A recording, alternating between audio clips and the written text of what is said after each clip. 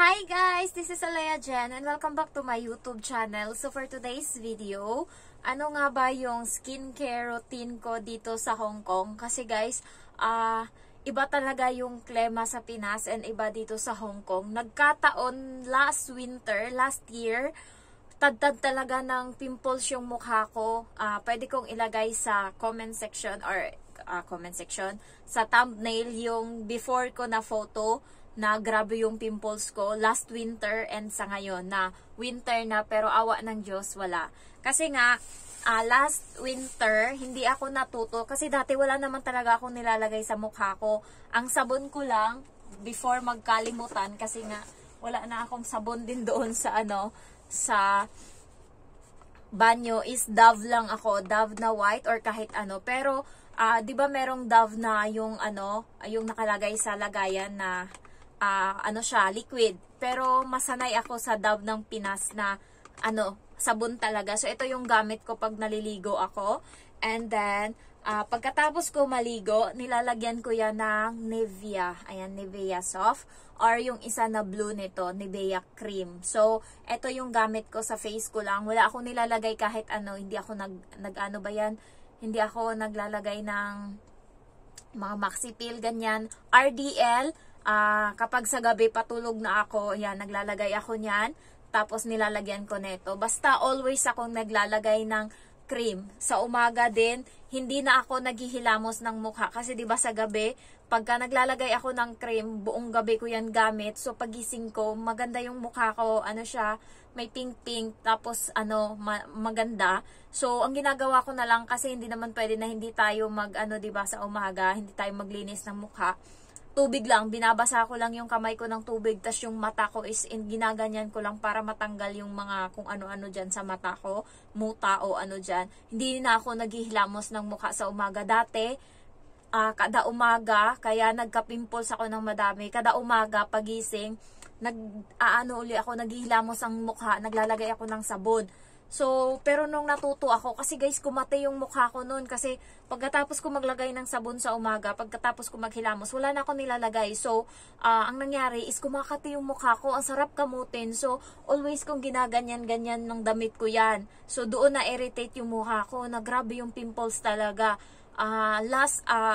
Last year, October, November, December, January, February, yan yung mga time na yung mukha ko is madaming pimples. And yun, natuto ako and kailangan pala talaga maglagay ka ng cream pang moisturizer kasi nga hindi mo talaga, kahit anong lagay ko noon ng BL, hindi na siya nakikinig sa BL. Pero ngayon, kapag may pimples ako, ayan, pakonte-konte, nilalagyan ko yan ng BL, mawawala na yan sa susunod na araw. So, mabisa yung BL sa akin. Pagka may pimples lang ako, doon ako naglalagay. Pero pag wala, lang ako, sabon, hilamos ng sabon, and then, ako ng RDL, and pagkatapos magki-cream. Tapos, nilalagyan ko lang yung bibig ko, netong lip balm. So, ito yung gamit ko na lip balm. Kasi ito guys, wala siyang kulay, pero sa gabi, nagninivea ako na lip balm sa taas yung may kulay. Syempre, hindi pwedeng sa umaga maglalagay ako noon kasi nga magtatrabaho ako. Baka isipin, naglalandi ako habang nagtatrabaho. So, ito kasing, itong kulay na to, Metolatum lip balm. Wala siyang kulay, pero maanghang siya. Cold siya sa bibig. So, ito yung gamit ko kasi nga nasusugatan yung bibig natin dahil sa winter. So, ang gamit ko naman sa kamay ko is, ayan, petroleum or Vaseline. Ayan, nakaraan, yung gamit ko? Vaseline na pink, yung gentle. Pero wala silang stock doon sa Mannings. Kaya ito yung gamit ko. Ito yung gamit ko dati, yung gentle new. Bago nila to for baby. So, ito yung gamit ko. Pero wala na sila. Kaya itong malaki, na siya, yung original nila. Ayan. So, I hope na okay siya. Kasi, dati, last winter, makati siya sa likod. Ang dami kong alam mo, ang dami ko, nag-swimsuit ako nung nag-summer. Puro arikis yung likod ko. Puro, puro kalmot, puro sugat. Ayan. So, natuto na ako. Kaya, pagkatas ko maligo, naglalagay ako neto. Kasi nga, kapag hindi, nagsisimula siyang mangati. And, ayun, hindi mo kahit pudpud yung kamay mo, basta magsimula kang makamot, dumudugo siya. So, yun yung gamit ko. ulitin natin uli. Sa shampoo naman, hindi ako gumagamit na ng Palmolive. Madami pa akong stock dito na Palmolive na galing ng Pinas. Ayan, so ito hindi ko pa to nagamit. Magto 2 years na kasi nga nagfo-falling hair siya. So yung gamit ko na shampoo is yung sa Chinese dito na shampoo na hair fall control. So yun yung gamit ko sa sa ulo ko, and hindi ako nagsa-shampoo na mainit na tubig yung gamit ko or So tinitiis ko yung malamig konti na tubig para hindi ako nagkaka-dandruff at yung falling hair is hindi ganun kalala. And then sa katawan ko is Dove. Dati yung gamit ko is yung Mannings nila, pero napapagod ako ngayon, mas gusto ko yung Dove. Tsaka hindi ako masyado na naglalagay ng sabon sa katawan na katulad dati na bulang-bula kapag summer. Kasi nga pawis na pawis ka kapag summer, 'di ba? So ngayong winter hindi ako masyadong pinagpapawisan. So hindi ako ganun kasabon talaga. Basta maglagay lang ako tas banlaw agad.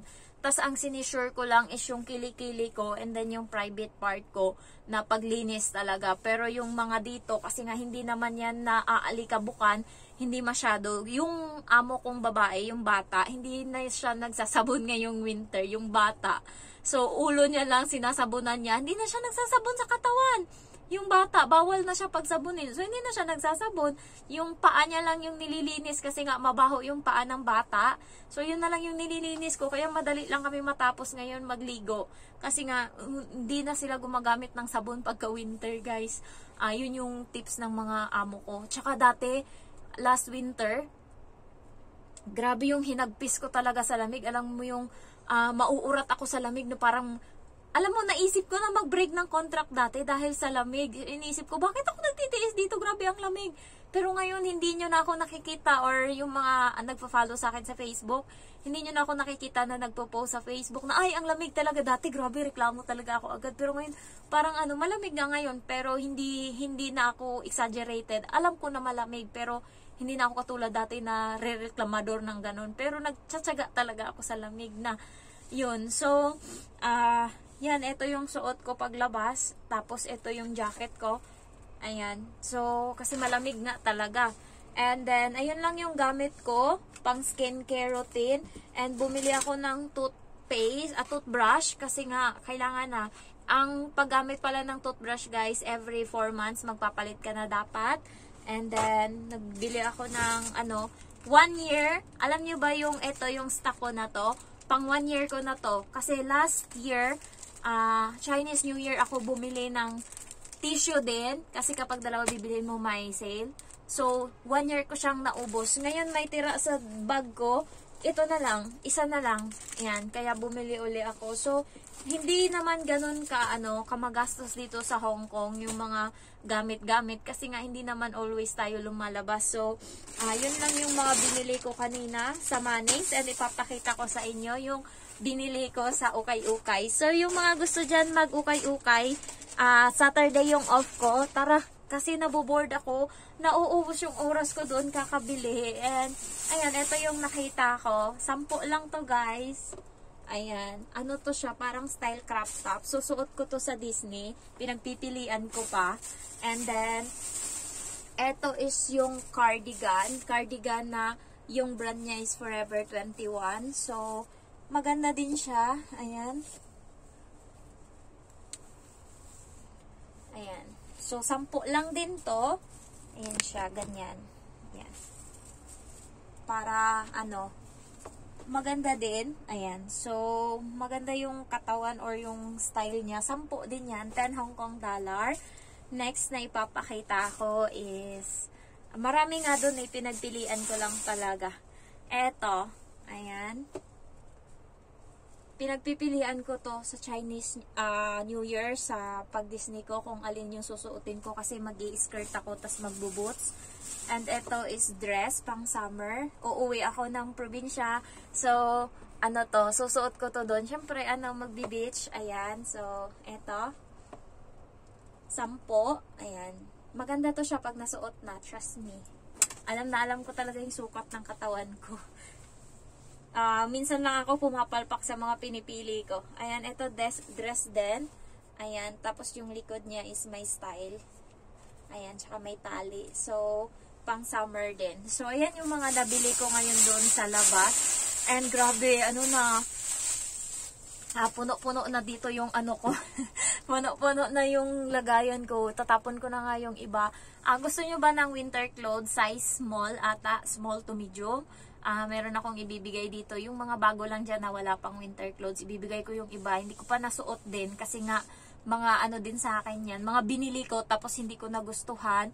Ayan, so medium or small. And then, isabay ko na yung sa ano, sa boots na ano, na tawag nito, na size 37. Sabado yung day off ko.